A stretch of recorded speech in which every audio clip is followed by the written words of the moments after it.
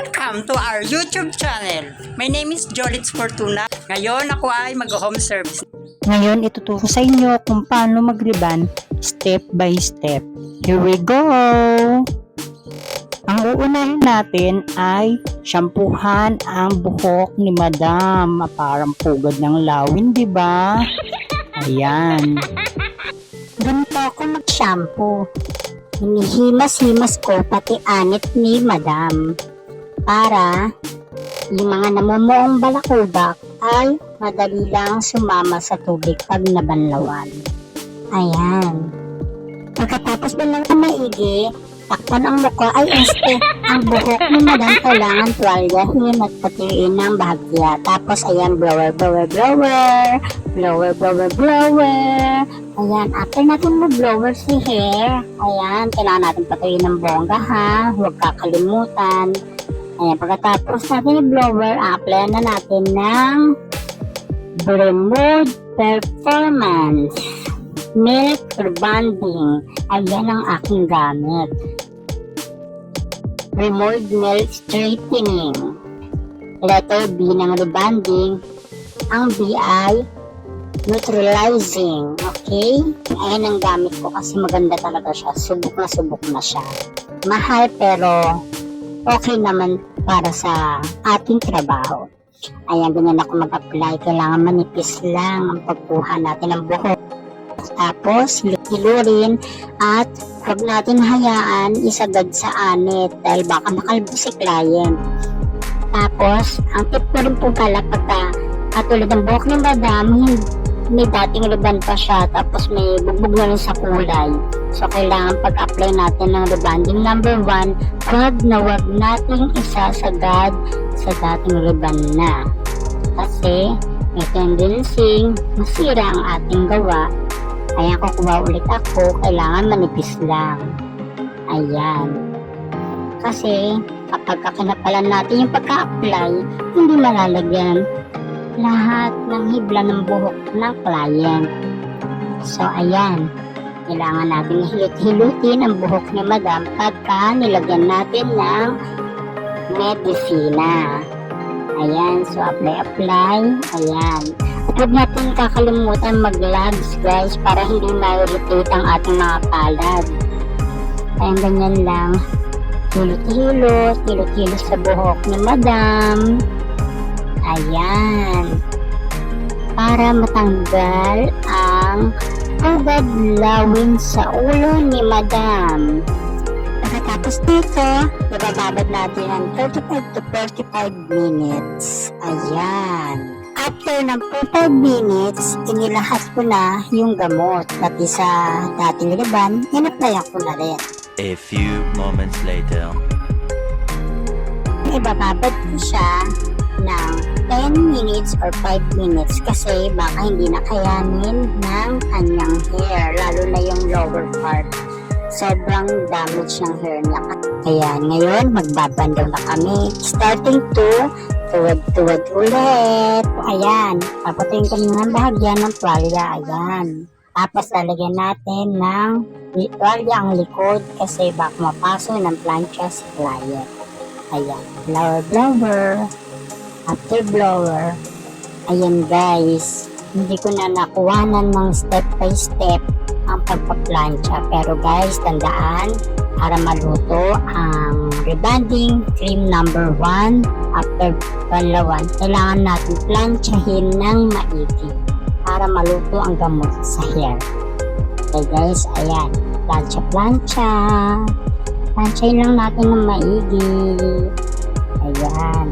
Ganyan ako pagkatapos ko ng step by step ng plansya na maninipis. Pag hindi pa ako kontento, pinaplansya ko pa siya ng paulit-ulit. Hindi ako tumitigil hanggat may nakawig. Tapos tandaan guys, kailangan sa unang banlaw pa lang, makikita na natin yung result na naluto talaga ang hair ni client. Ayan. Suklay. So, next na tayo. Pagkatapos ko maghalo ng mga gamot ng rebonding number 2, hinalo ko na rin ang pangkulay na Bremud ni Madam. Kailangan Parehas lang po ng dami ang pangkulay tsaka yung oxidizing. Tapos, si rebonding number 2, kailangan ang paglagay rin, pag-mix ng gamot, kailangan sakto lang po. Sakto lang din natin yung dami ng pangkulay sa rebonding number 2.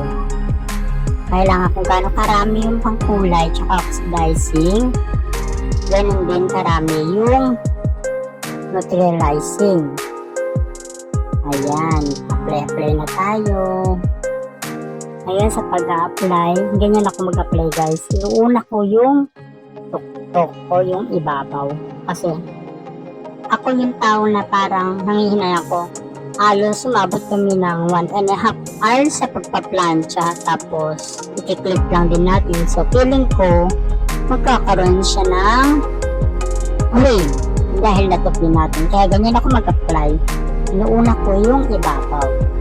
Yan, apply. Kailangan medyo manipis lang din ang paglagay o pag-apply ng gamot na number 2. Para ang kulay ng buhok ni client ay maging successful.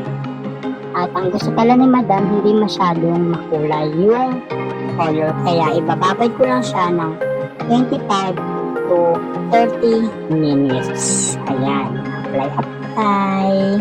Si Madam, inaantok yan. Kanina, yung nagplancha kami, medyo napaso na yung lola mo. Kasi, hindi ko rin namalayan na nakatulog na pala siya. Sayang hindi ko nakuwanan. Ang saya sana. Mas makikita niyo yung reaction niya at reaction ko. Kasi dahil bigla talaga siya tumagili. Biglang bumigay yung ulo niya, sobrang antok. Kasi sobrang gaan daw po ng kamay ko guys. Kaya kailangan careful lang tayo lagi sa client. Ayan. At make sure dapat lahat ng hair malalagyan ng gamot. Okay? Kaya manipis lang din ako talaga mag-apply. Then, dapat hindi natin tinitipid ang ating client. Ibababad ko lang siya ng 25 minutes lang po. Kasi, ang hair ni client masyadong A dry. few moments later.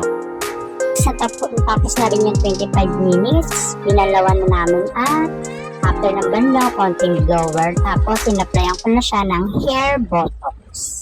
Pagka-apply ko ng hair botox, binabad ko siya ng 35 minutes. Tapos, ayan, nag-blower ko na. Pa-planchain ko siya ng hindi ganong kanipis. At i-blower ko siya ng mahina lang yung init. Kumbaga, sa gigit na lang natin. So, ayan, pak na ang hair ni Madam. Kamusta mo naman yung dati niyang hair? Magdatugan, lawi.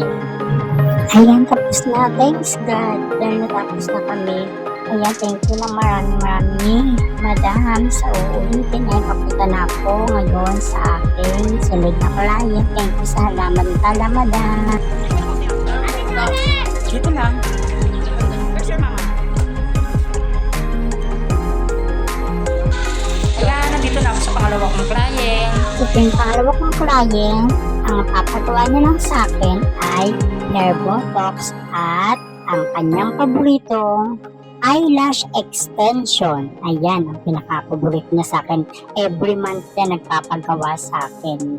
Lagi siya nagpapa-hair botox, tapos eyelashes. Siyempre, always be careful lang palagi para binabalik-balikan tayo ni client. I-session ko siya ng konti-unti para halos lahat ng hair niya 100% may hair botox. Nilalagyan ko siya ng hair botox na marami talaga. Dahil ilang beses ko na rin siyang kinulayan, papatong-patong na rin.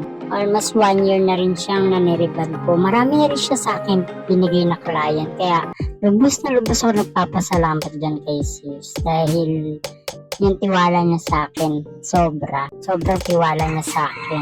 Pati mga ka-work niya, nire-recommend niya ako sa mga ka-work niya. Kaya super saya ko na nakilala ko siya. Kasi unang pagkakakilala namin sa kanya parang may takot na siya magpa-home service kasi yung past niya ay hindi naging maganda.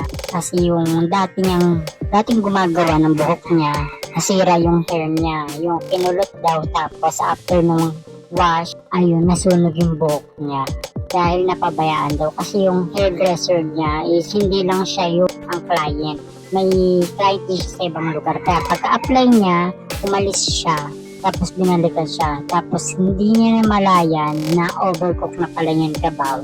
Kaya ayan, salamat sa Panginoon dahil nakilala ko yan. Yung babaeng yan. Sobrang saya ko sa kanya. Kasi hindi niya ako pinapabayaan. Lagi niya akong binupusog sa totoo lang. Okay guys, next na tayo. Ang next natin ay mag-eyelash extension na kami. Ayan, so hindi ko na po itutulok kung paano magkabit ng isa-isa kasi sobrang haba na po ng video ko. Ayan, sana marami pong manood. Ayan, pa, maganda na ng lola nyo, pa. Magpaptansya kami. Pero tandaan na, ang pag-blower ng buhok na may hair botox, kailangan guys, wag yung sobrang init. Kailangan naka number 1 lang. Yung init ng buga ng blower kasi may tendency masira ang buhok ni client. Kasi nga ma-over siya sa init. At saka after neto, kapag nag-plancha ako ng buhok, kailangan hindi siya sobrang nipis. Kailangan medyo makapal lang ang pagka-plancha natin. Para hindi ma-overheat ang hair natin. Kasi pag nasobrang sa init, may useless si hair botox kasi parang nagda-dry lang din siya. Kailangan yung pagkasya natin is very smooth lang talaga. Yung tamang maluluto lang or kakapit lang ang hair botox sa buhok natin. Don't oasis niya yung natapos dati. What's up mga ka-lifestyle? Ayan, nakauwi na ako ng bahay at sana marami kayong natutunan sa aking tutorial. At sana maging inspirasyon ako sa aking mga manonood. Dahil dito sa video na tayo pinapakita ko kung gaano kahalaga ang trabaho. Kailangan maging masikap at maging matyaga. Pagod man, pero kakayanin natin ito dahil sa hirap naman. Muli, ako po si Jolitz Fortuna na nagpapasalamat sa inyong lahat sa pag-suporta sa aking mga video. Kaya huwag niyo pong kakalimutan mag-like, mag-share, mag-subscribe, at i-click lamang po ang bell buttons para lagi po kayong update sa aming videos. Thank you po!